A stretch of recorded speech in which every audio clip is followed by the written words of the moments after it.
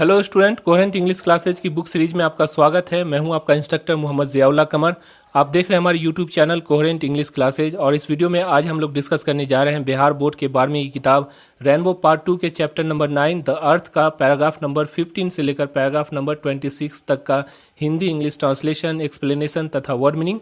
तो बने रहिए इस वीडियो के अंत तक। आइए स्टार्ट करते हैं। द अर्थ यानी कि ज़मीन का एक टुकड़ा, ये जो है एक कहानी है जो कि H.E. बेट्स, ये जो राइटर हैं उनके द्वारा लिखी गई है।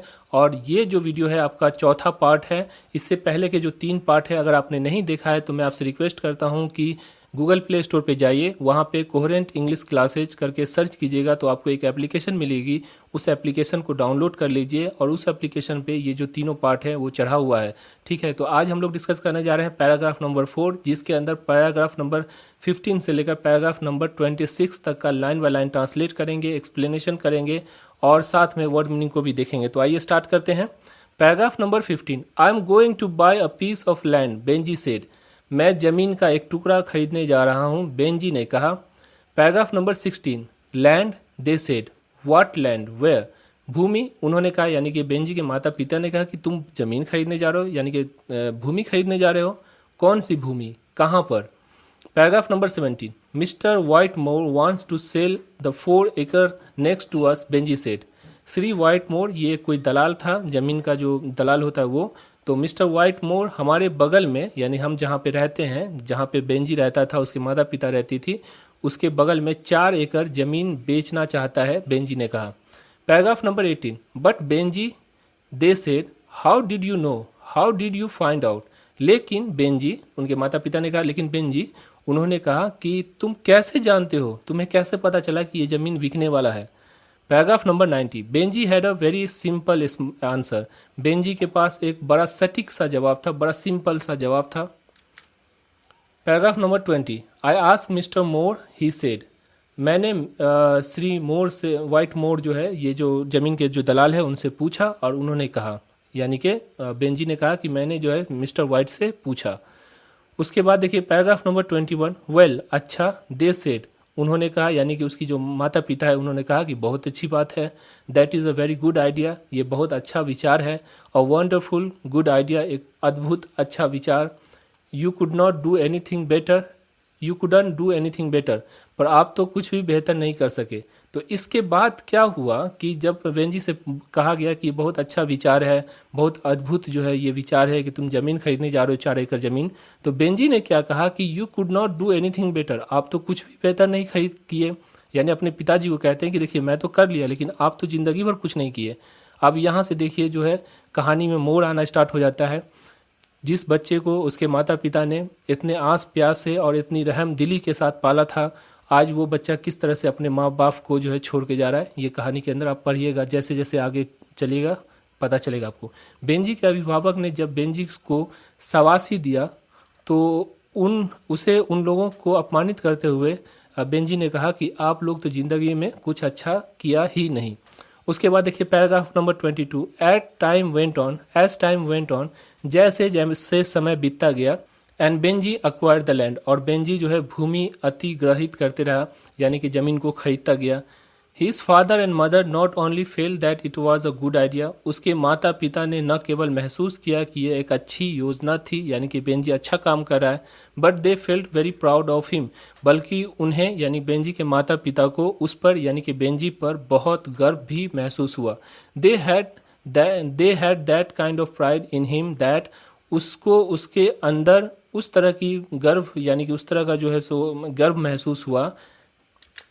That parent have in a child that से इट फर्स्ट वर्ड और टेक इट्स फर्स्ट स्टेप, जो कि एक अभिभावक को अपने बच्चे पर होता है, जो कि एक अभिभावक को अपने बच्चे पर होता है जब कोई बच्चा अपने मुंह से पहला शब्द कहता है, जैसे पापा, मम्मी, अल्लाह, जो भी जो बोला जाए, दादा दादी जो बोलता है, पहली बार जो बच्चा बोलता है तो उसकी माँ बाप को कितना खुशी होता है कि चलो मेरा बच्चा पहली बार बोला है, तो कितना खुश होता है। या फिर ज़मीन पर पहला कदम रखता है, यानी कि जब बच्चा जो पहली बार चलता है खड़ा होकर, तो कितना खुशी उस माँ बाप को होती है।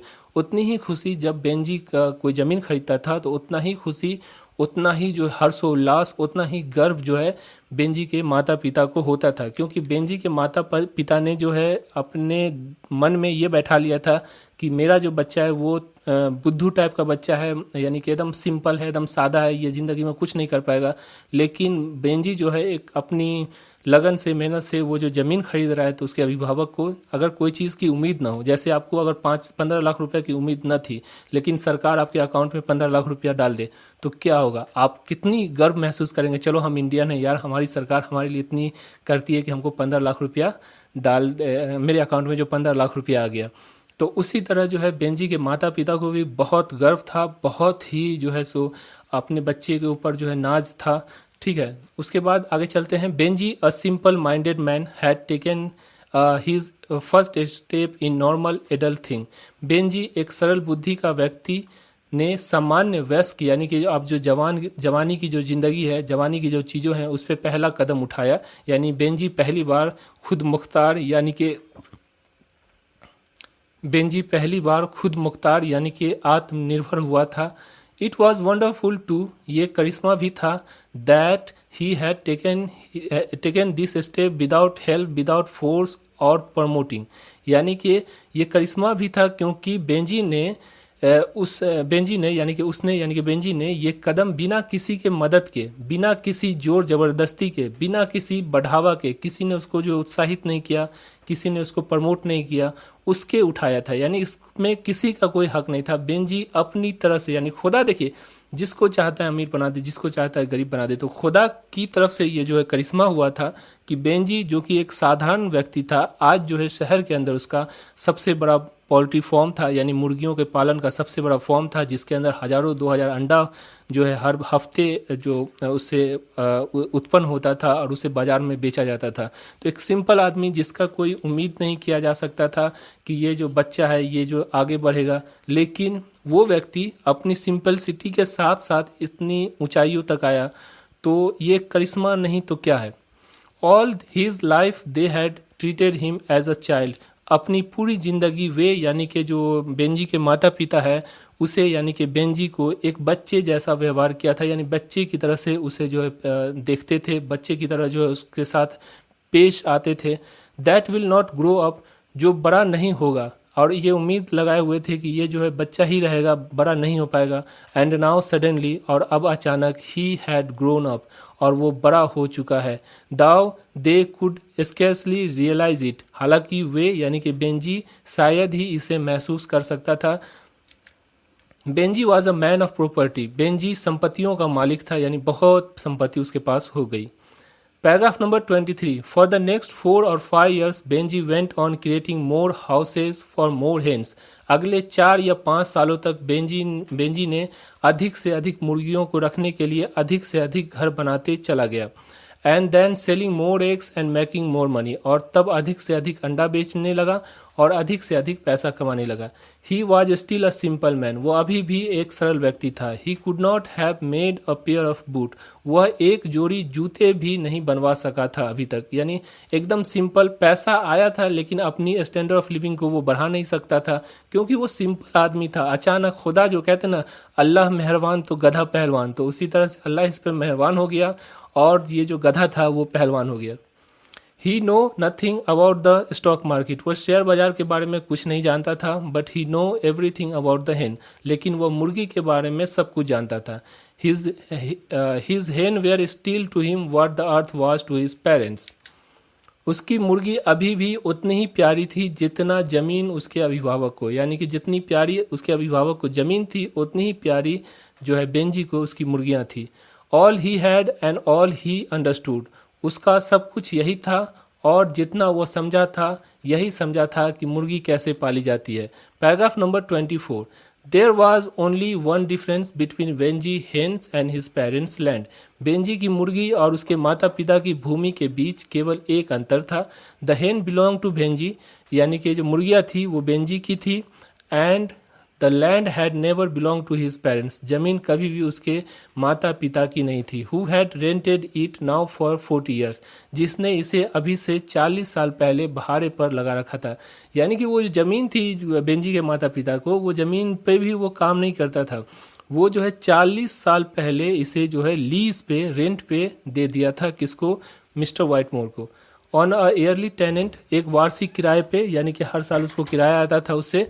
From a man name sender, और एक आदमी जिसका नाम सेंडर था, यानी सेंडर नाम के व्यक्ति को 40 साल पहले वो सालाना जो है किराए पे वो ज़मीन दे दिया था। उसका इस्तेमाल बेंजी के पिताजी उसको खेती करने में भी नहीं करते थे।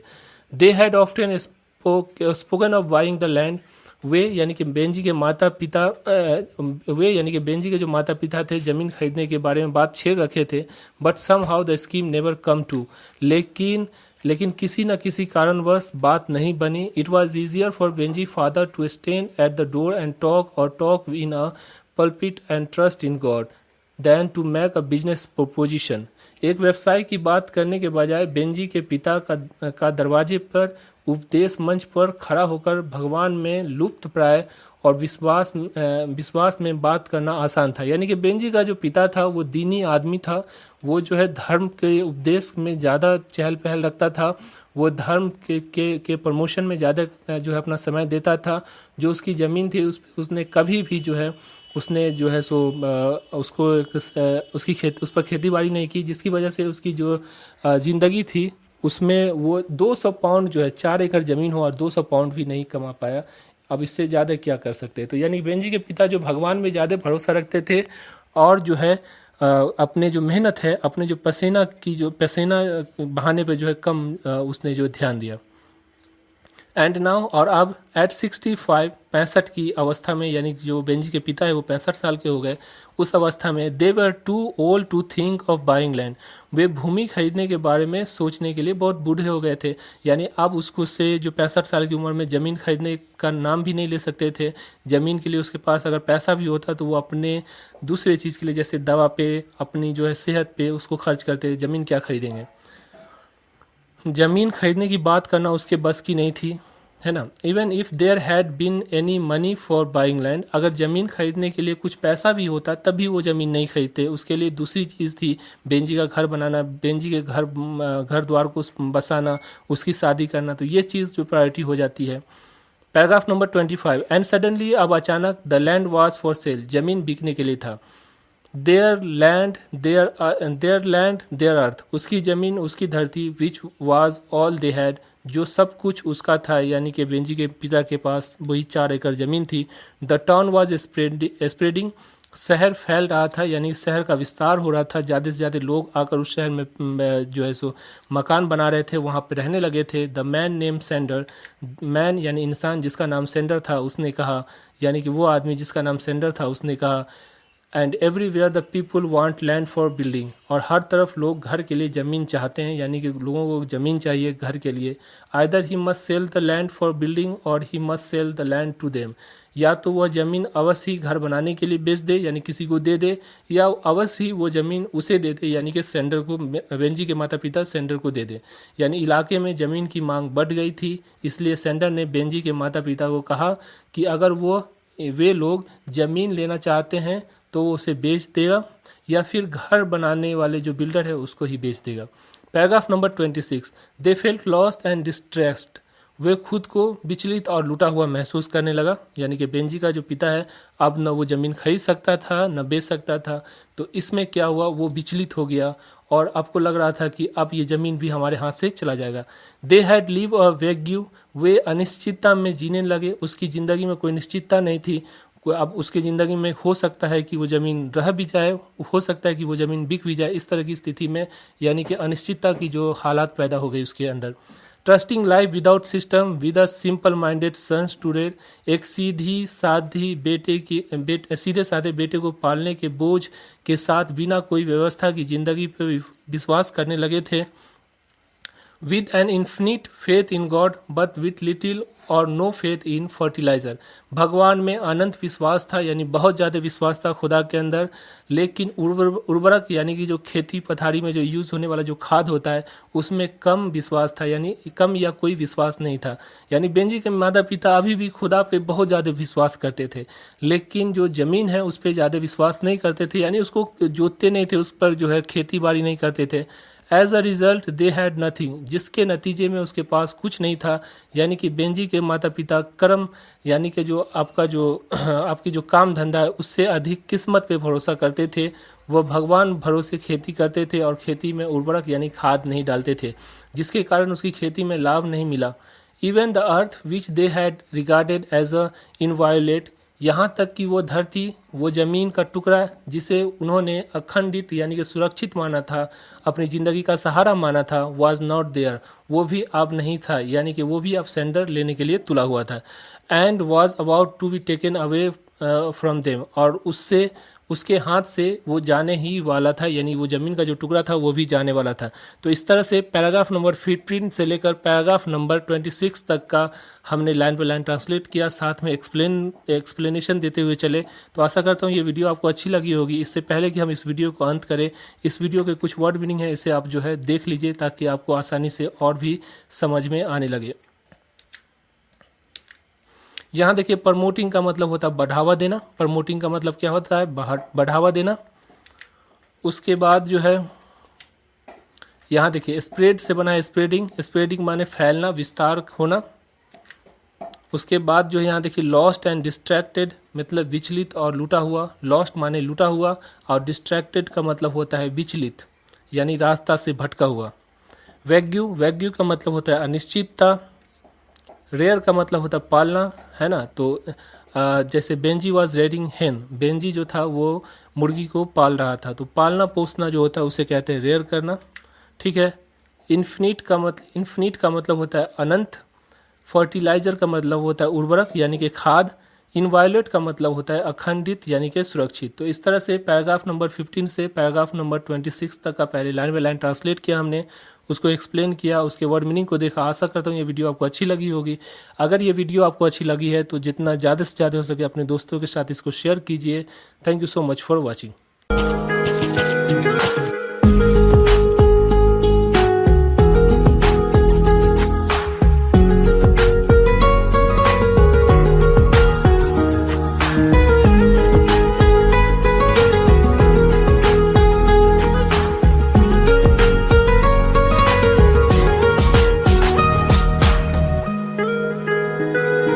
Thanks for watching video, and for more videos please subscribe our channel.